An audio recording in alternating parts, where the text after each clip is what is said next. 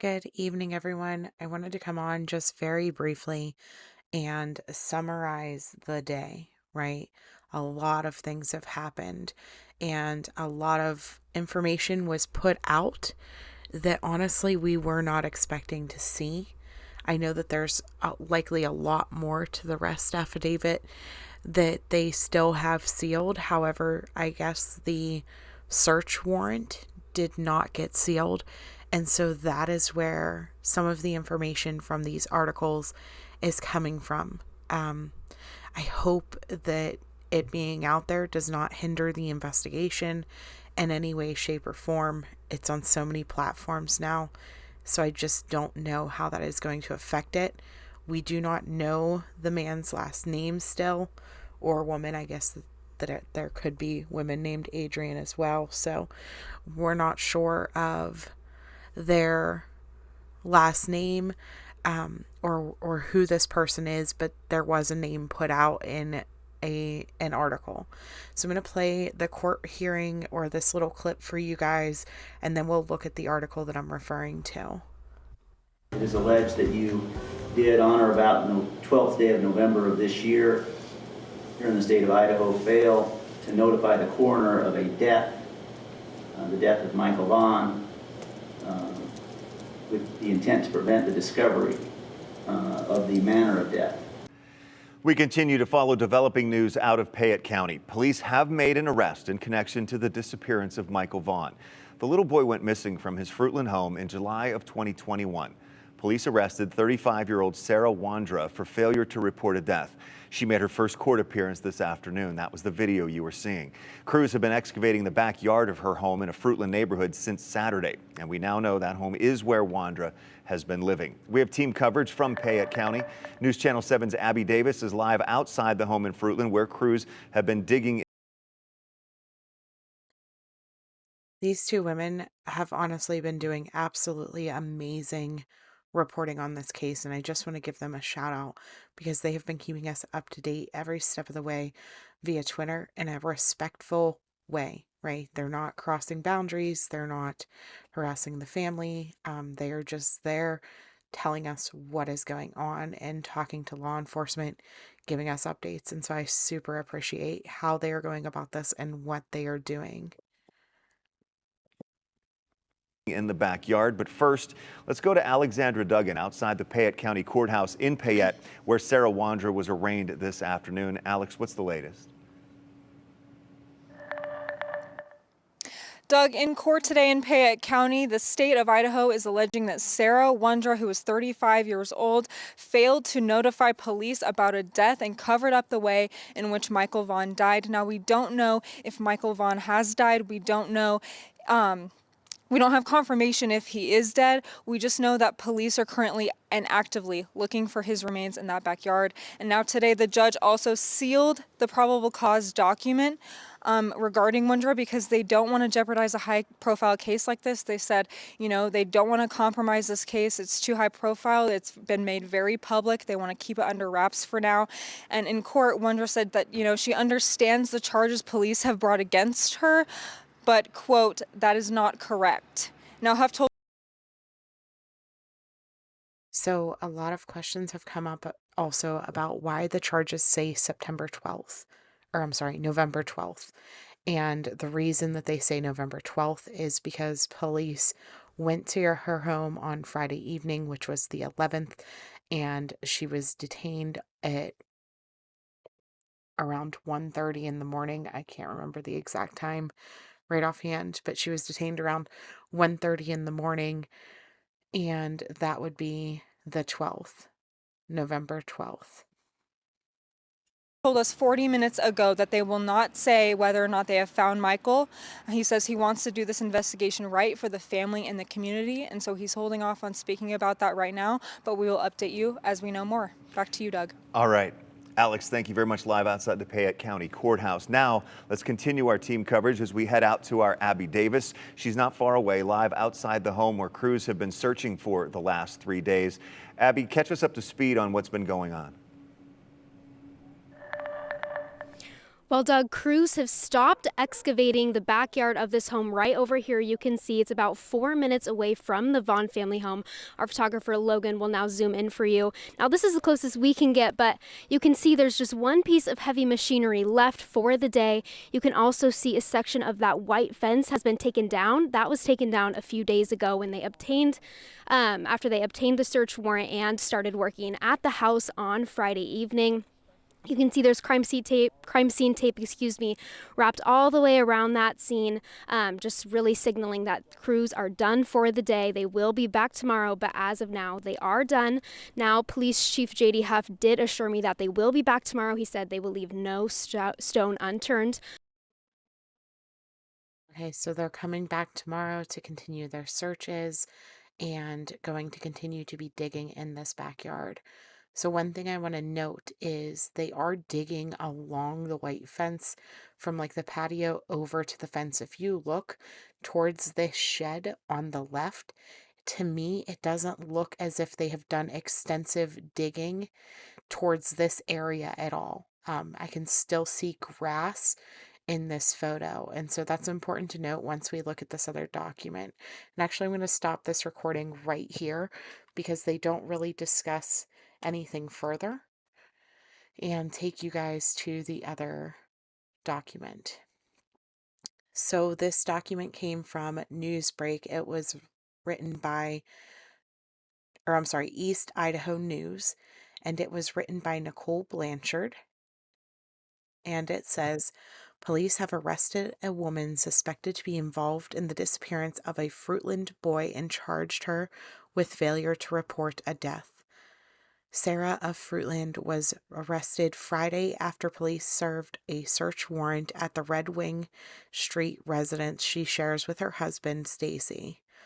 According to the probable cause affidavit, the residence was the site of a weekend police search and excavation in connection with the disappearance of Michael Vaughan. Michael went missing from his front yard a half a mile from the Wondra residence on July 27th, 2021, when he was 5 years old. Police haven't said publicly what evidence they are looking for, but they brought cadaver dogs to search the yard. By Monday afternoon, officials had not said whether they found evidence or remains at the residence. Sarah was arraigned Monday afternoon. She told the judge she understood the allegations made against her, but maintained that they are not correct. When Lee informed her of her rights, she said, "I don't have any reason to be silent because I didn't do anything wrong." She was charged with felony failure to report a death rather than a misdemeanor charge. The felony charge is triggered when a person's failure to report is based on their intent to conceal the manner of death. According to Idaho law, it carries possible prison sentence for up to 10 years and a fine of up to $50,000. In an email statement, the spokesperson for Michael's family told the Idaho Statesman the family is asking for privacy and support. They are dealing with very difficult news that is ongoing and unfolding, Lana said. Also noted that officials have instructed the public to avoid the investigation area and the family's home.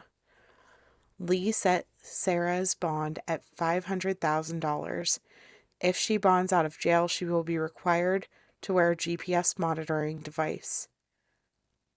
I don't know how I feel about that because this woman has already been in and out of mental health facilities and does have some mental health concerns. And so I really honestly hope that she stays not only in prison, but stays on a suicide watch of some sort, because I do believe that she could potentially be a danger to herself or others. So it says Fruitland police obtained search warrant. According to the court documents, police forced entry into her home around 9:30 p.m. Friday, where they found Sarah in the living room. She was detained and read a copy of the search warrant. When I got to the portion that read murder, she said, "Did you just say murder multiple times?" A Fruitland police officer wrote in the affidavit. She also said, "I have never murdered anyone." Officials said Sarah maintained that she definitely did not kill that boy and said, "The Most High God already told me who did it," she reportedly told police. "Oh, wow. Wow, the Most High God just told me that Stacey was the one who killed him and buried him in the yard of the neighbor's house."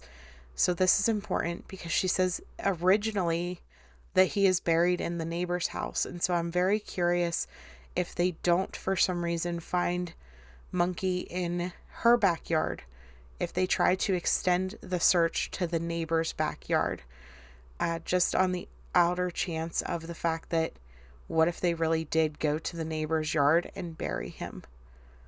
When asked later to show police where the boy was buried, according to the affidavit, she told police of a spot near the entry of her residence and said Stacey had buried him in the backyard by the shed. So this is why I was looking at that shed area to the left of where the heavy equipment was sitting. To me, it doesn't look as if they've really excavated that area, but it does say that police at that point had begun digging, hand digging a portion of their yard based on information received from Stacey. And so we have been wondering where this tip came from.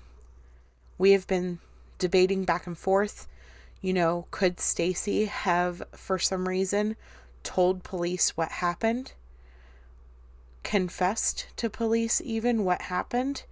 And from what this reads, it makes it sound as if police went there and immediately began digging based off of information that they received from Stacey. Was he the original tip, or once they approached him about the tip that they had received, did he then later confess? Those are questions that I don't think we will know the answer of, especially since the fact I don't even think we were supposed to know this much. And I hope that this much being put out there doesn't hinder the investigation in any way, shape, or form.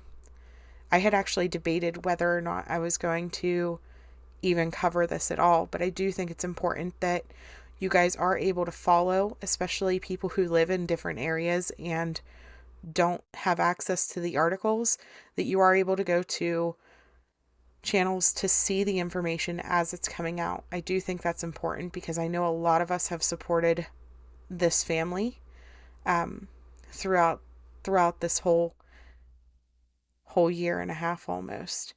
And even though I haven't made as many videos because I cover so many different cases, I have covered this before. We have talked about him before.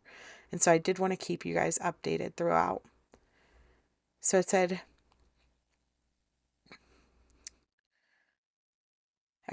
so it says Stacey, who had not been arrested or charged by Monday afternoon. It wasn't clear when or why police had spoken with Stacey. Sarah was arrested and told police, "God just told me that Stacey was the one who did it," adding that she knew the boy was in the neighbor's yard because that's what Stacey just told me. She then corrected herself and said that's what God told her, according to the affidavit. She allegedly reiterated to police that she had nothing to do with Michael's disappearance. She said her husband had buried Michael in the backyard by the shed, but wasn't the one who actually harmed the boy. She said instead that a man identified only as Adrian had been the one that had done it, and he was scared to tell anybody. So, here's the other part of this. Adrian. Is Adrian a real person? Or is Adrian just another part of her storytelling? It's so hard to know. And I know that there are people that are going through social media, pulling up every guy that looks like the guy who was walking down the street that could possibly be named Adrian. All of these things, right? And we're seeing a lot of potential Adrians going to start popping up. But I personally wonder if this is just another part of her story to try to deflect, to try to not reveal what truly happened. The fact that Stacey has not been arrested at this point and has spoke to police really makes me question, could Sarah have done this and Stacey helped her cover it up? Did Stacey perhaps take a plea deal so that he wouldn't get in as much trouble? But it all rides on whether or not they find Monkey.